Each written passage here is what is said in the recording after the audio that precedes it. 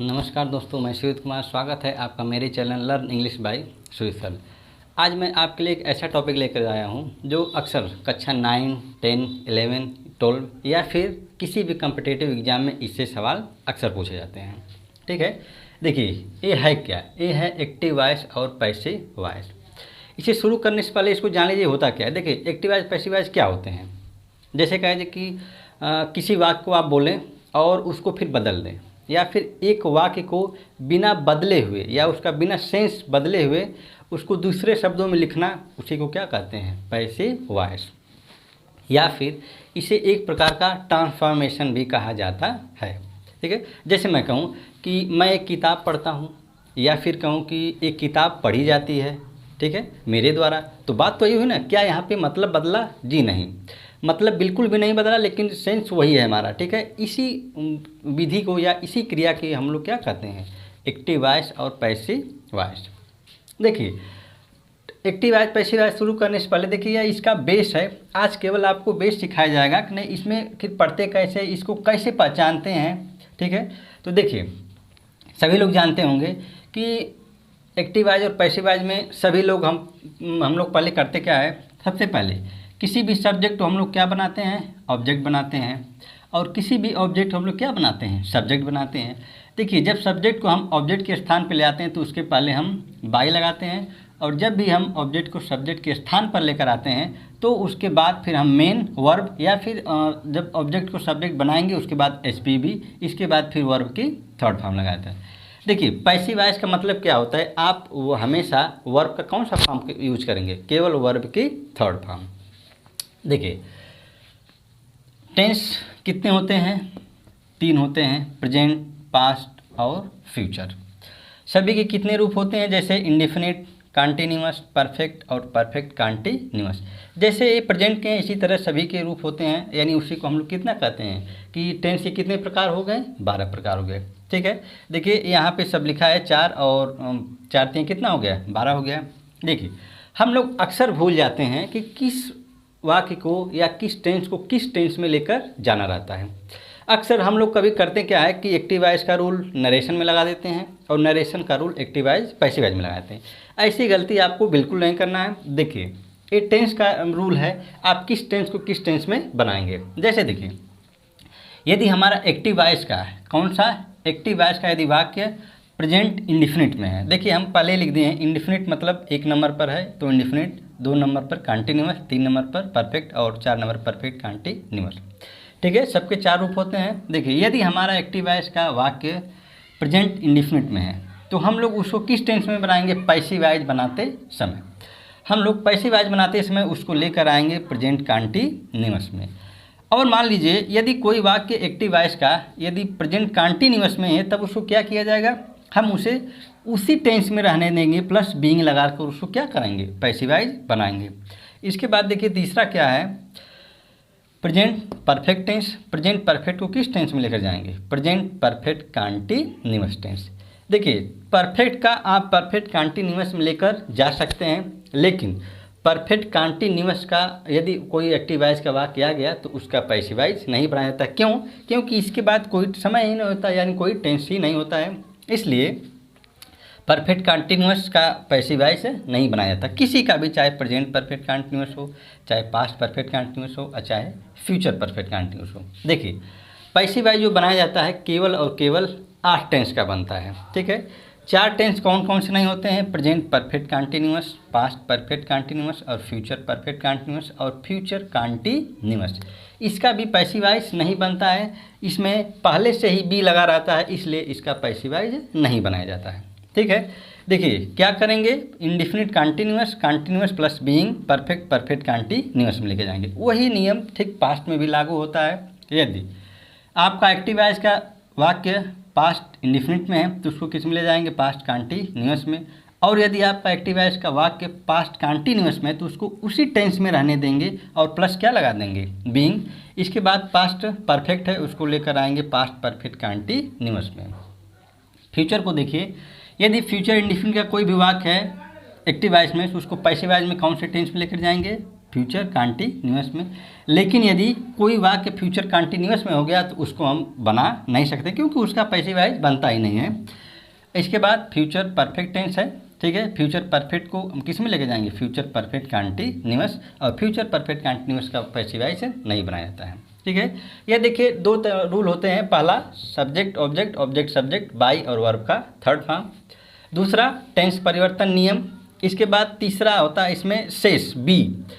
शेष बी का मतलब क्या हुआ, जैसे यदि कोई मॉडल ऑक्सिलरी वर्ब आ गए, जैसे मे हो गया, माइट हो गया, कैन हो गया, कुड हो गया, स्वेल सैड हो सैल हो गया, शूड हो गया, ठीक है।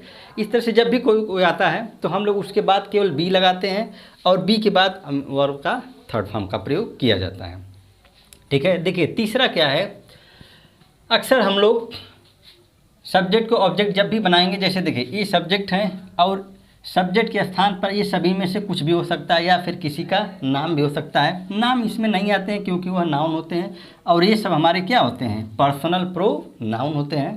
तो देखिए जब ये सभी सब्जेक्ट यानी ये सभी कर्ता यदि कभी सब्जेक्ट के स्थान पर आएंगे तो जब हम उसको ऑब्जेक्ट बनाएंगे तो इस सभी के सभी सब्जेक्ट हमारे कैसे बन जाएंगे, इस ऑब्जेक्ट वाले रूप में परिवर्तित हो जाएंगे। और यदि कभी वाक्य में ऑब्जेक्ट के स्थान पर यदि ये सब ऑब्जेक्ट हैं और जब हम इसको सब्जेक्ट बनाएंगे तो ये सभी के सभी हमारे किस रूप में आ जाएंगे, इस सब्जेक्टिव केस में आ जाएंगे। देखिए होता क्या है, यह जो यू है यह दोनों आपको सेम टू सेम दिख रहा है।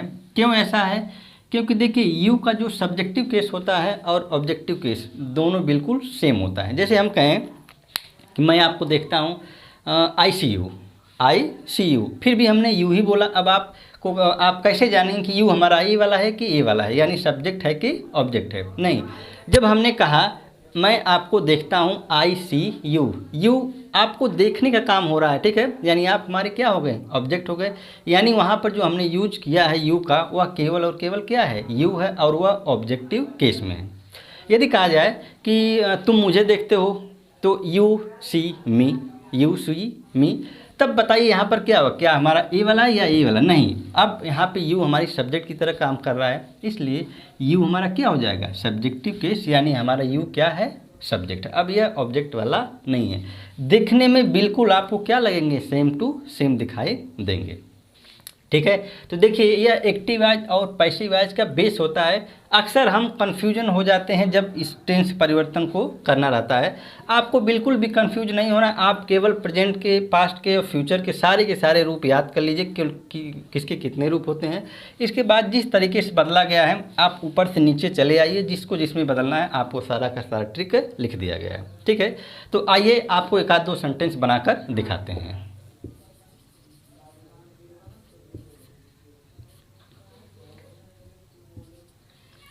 देखिए लिखा क्या है, आई रीड अ बुक, मैं एक किताब पढ़ता हूँ, ठीक है। इसको देखिए ये एक्टिव वॉइस का वाक्य है, इसको पैसिव वॉइस में कैसे बनाया जाएगा। देखिए हमने आपको क्या कहा, किसी भी ऑब्जेक्ट को क्या करेंगे, सबसे पहले सब्जेक्ट बनाएंगे, यानी हम इसको कहेंगे अ बुक। अब देखिए पहचानिए कि यह कौन सा टेंस है, ठीक है।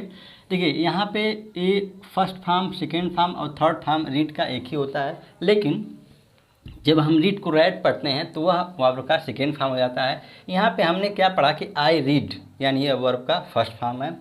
और फर्स्ट फॉर्म के साथ एस या एस तो मतलब फर्स्ट फॉर्म में एस या एस कब लगता है, जब यहाँ पे हमारा सब्जेक्ट क्या होता है, सिंगुलर होता है।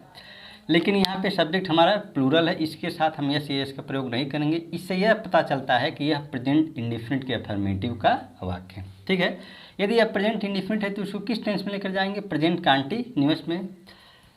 देखिए ऑब्जेक्ट को क्या किया हमने, सब्जेक्ट बनाया। अब प्रेजेंट इंडिफिनिट का रूल है, ठीक है, तो इसको हम किस में लेकर जाएंगे, प्रेजेंट कंटीन्यूअस में। अ बुक के साथ क्या लगता है, is, a book is. Read, read का तीनों फॉर्म एक ही होता है, रीड, रेड, फिर रीड। आई, ठीक है, आई को हम सब्जेक्ट से क्या करेंगे, ऑब्जेक्ट बनाएंगे, ठीक है।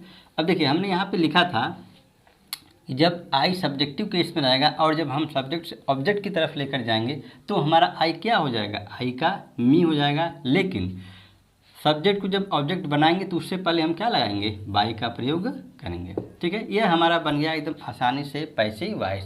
प्रेजेंट इंडिफिनिट का प्रेजेंट कंटिन्यूअस में क्या बनाएंगे, पैसिव वॉइस। अगला देखिए, जैसे प्रेजेंट कंटिन्यूअस में वाक्य दिया गया कि सी इज राइटिंग अ लेटर, वह एक पत्र लिख रही है। अब ये क्या कहेंगे, एक लेटर को पहले लाएंगे, यानी अ लेटर इज है तो ये सी के साथ बीज लगता है और अ लेटर के साथ भी इज का ही प्रयोग करते, इज हो जाएगा। लेकिन ध्यान दीजिए यह प्रेजेंट कंटिन्यूअस में है तो हम लोग इसको प्रेजेंट कंटिन्यूअस में ही रहने देंगे, ठीक है। इसमें हम क्या लगा देंगे, केवल इसमें बीइंग जोड़ देंगे। और देखिए अब वर्ब का कौन सा फॉर्म लगेगा, थर्ड फॉर्म, यानी रिटेन। इसके बाद फिर सी है, सी इधर से इधर जाएगा तो क्या हो जाएगा, यानी हमारा ये हो जाएगा हर। सी जब सब्जेक्ट से ऑब्जेक्ट की तरफ जाएगा तो क्या हो जाएगा, हर। लेकिन ऑब्जेक्ट बनाने से पहले इसके पहले हम क्या लगाएंगे, बाय का प्रयोग करेंगे, ठीक है। तो इस विधि से हम लोग एक्टिवाइज और पैसिवाइज का प्रयोग करेंगे, या इस तरह के हम इसको बनाएंगे। देखिए यह एक्टिवाइज पैसिवाइज का पार्ट नंबर 1 है, ठीक है। इस तरह से मैं अगले वीडियो में इसके और भी प्रैक्टिस एक्सरसाइज लेकर आऊँगा, या फिर और भी अगले जो नियम होंगे उसको मैं आपको बताऊंगा। देखिए यह एक्टिवाइज पैसिवाइज था। मैं उम्मीद करता हूं कि आपको यह वीडियो पसंद आई होगी। पसंद आई होगी तो वीडियो को लाइक करें, शेयर करें, कमेंट करना ना भूलें और चैनल को सब्सक्राइब जरूर करें और बेल आइकन की घंटी को जरूर दबाएं, ताकि जैसे ही कोई मेरी अगली वीडियो अपलोड हो उसका नोटिफिकेशन आप तक सबसे पहले पहुँच सके। तब तक के लिए गुड बाय, टेक केयर।